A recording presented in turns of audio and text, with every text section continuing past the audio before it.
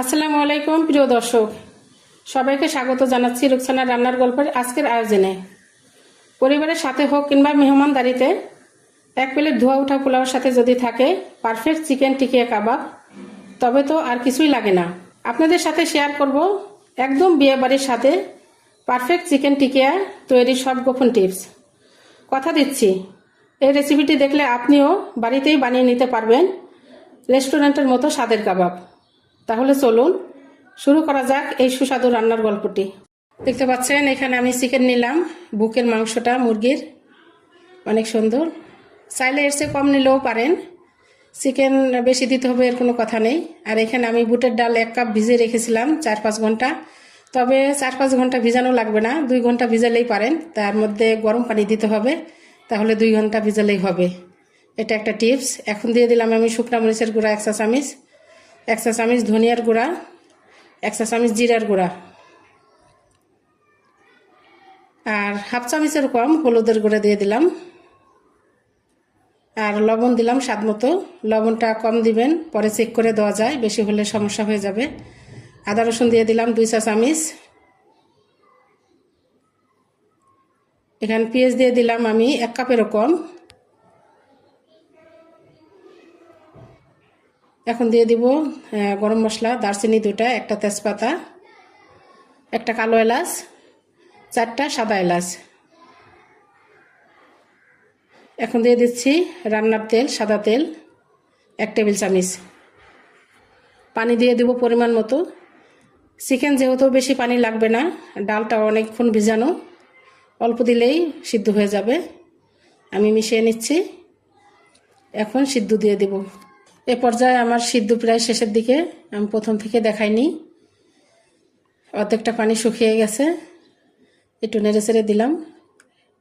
সিদ্ধ অনেকটা প্রায় কমপ্লিট, পানি প্রায় শুকিয়ে গেছে, একটু একটু বাকি আছে শুকানো। তবে একবারে শুকানো মানে পুরা শুকানো যাবে না, একটু একটু গাটা ভিজা থাকে যেহেতু ওইভাবে রাখা লাগবে আর কি, তাহলে জুসি ভাবটা থাকবে টিকিয়ার মধ্যে। দেখতে পাচ্ছেন আমার সিদ্ধ হয়ে গেছে, কি সুন্দর দেখাচ্ছে। আমি এই পর্যায়ে মশলা বেছে নিচ্ছি, দারচিনি আর তেজপাতা। এলাচটা রেখে দিছি, মিক্সারে করব সেজন্য। আমার মিক্সারে পেস্ট করা শেষ হয়ে গেছে, দেখুন কতটা সুন্দর হয়েছে, পেস্টটা একবার স্মুথ হয়েছে। এ পর্যায়ে আমি পেঁয়াজ কুচি দিয়ে দিলাম।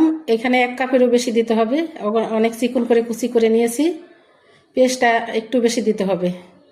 এখন দিয়ে দিলাম শুকনা মরিচের গুঁড়া 1 চা চামচ, আমি 1 চা চামচ দিয়েছিলাম, একটু ঝাল কম হয়েছে। আর কাঁচামরিচ দিয়ে দিলাম 3-4টা টুকরা করা। পুদিনা পাতা দিয়ে দিলাম ছোট 1 বাটি। পুদিনা পাতাটা অবশ্যই দেওয়ার চেষ্টা করবেন, তাহলে শাহি একটা ফ্লেভার আসে। লেবুর রস দিয়ে দিলাম 1 টেবিল চামচ, অনেকে ধনিয়া পাতা দিয়েও করতে পারেন। আর একটু লবণ দিয়ে দিলাম স্বাদ মতো।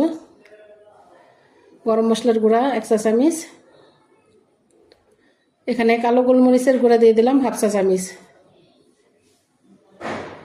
আর সয়া সস দিলাম 2 টেবিল চামচ। সয়া সসটা অবশ্যই দিবেন। টমেটো সস 1 টেবিল চামচ। ঘি দিয়ে দিলাম 1 টেবিল চামচ। আর 2টো ডিম দিয়ে দিলাম। অবশ্যই 2টো ডিম দেওয়ার চেষ্টা করবেন এই পরিমাপে, তাহলে ভালো হবে। ডিম একটা দিলে হবে না, 2টো না দিলে বাইন্ডিংটা ভালো আসবে না। এখন আমি মেখে নিব ভালো করে, অনেক সুন্দর করে মেখে নিতে হবে। এই টিকিয়াটা কিন্তু খেতে অসাধারণ লাগে, অনেক মজা।